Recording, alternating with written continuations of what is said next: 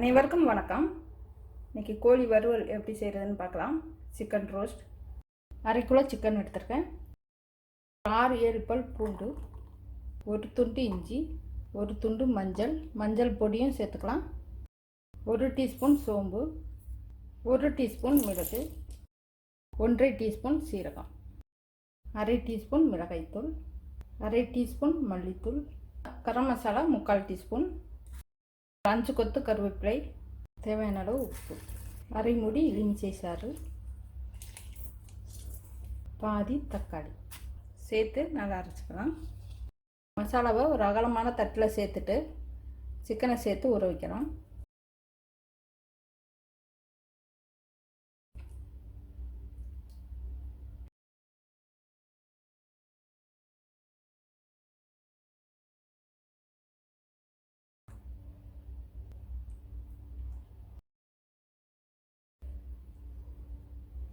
எல்லா மசாலையும் சேர்த்து ஊற வச்சுக்கலாம். 1 மணி நேரம் ஊற வச்சு எடுத்துக்கலாம். எவ்வளோ நேரம் ஊறுதோ அந்த அளவு சுவையாக இருக்கும். பாதி பெரிய வெங்காயம் நைஸாக நறுக்கி எடுத்துக்கணும். கொஞ்சமாக கருவேப்பிலை. கடாய் வச்சுட்டு கொஞ்சமாக கடலெண்ணெய் இல்லைன்னா நல்லெண்ணெய் சேர்த்துக்கலாம். எண்ணெய் காஞ்சதும் வெங்காயம் சேர்த்து வதக்கிக்கலாம். வெங்காயம் நல்லா வதங்கியதும் 1/2 டீஸ்பூன் மிளகாய்த்தூள், கொஞ்சமாக கருவேப்பிலை சேர்த்து வதக்கலாம். ஊற வச்ச சிக்கனை சேர்த்துக்கலாம். சிக்கனை சேர்த்துக்கலாம்.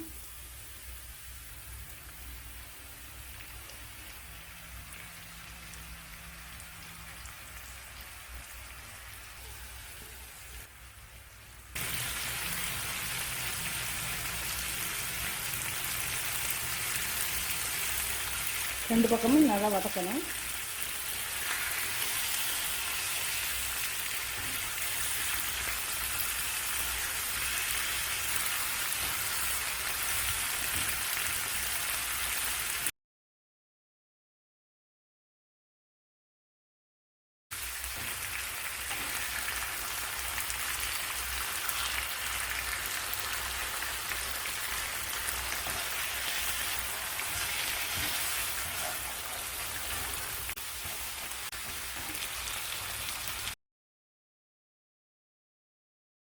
உப்பு சரியாக இருக்கான்னு பார்த்துட்டு உப்பு சேர்த்துக்கலாம்.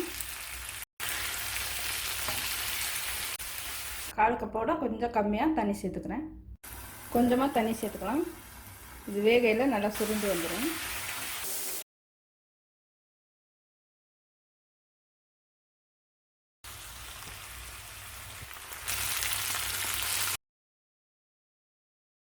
சாதத்தில் பெசரி சாப்பிட்றதா இருந்ததுன்னா கொஞ்சம் மசாலா இருக்கிறதே எடுத்துக்கலாம்.